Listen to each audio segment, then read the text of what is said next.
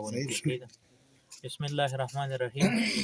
نو دا د لغمان ساحه ده د الینګار ولسوالۍ او ټینګور کلی ده.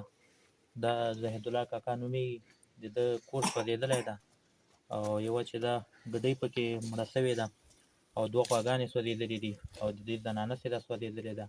نو انشاءالله زموږ چې څومره وسه کېږي پوره کومک درسره کوو انشاءالله. د خوراکي توکو، د غیر خوراکي توکو، نو موږ به خپلو مقاماتو سره دا خبره شریکه کړو چې هغې ته نه موږ ته هغه وسي هدایت، انشاءالله موږ به راځو. دا اوس څو بجې دي تقریبا؟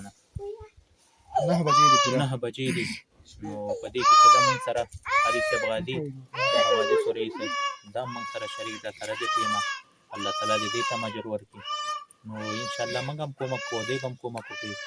نو موږ چې دا همدا کار ده، که د شپې نیمه شپه وي او که سحر وي او که ورځ وي، نو موږ د هېوادوالو په خدمت کې حاضر یو او موږ ځانونه رسوو ورته.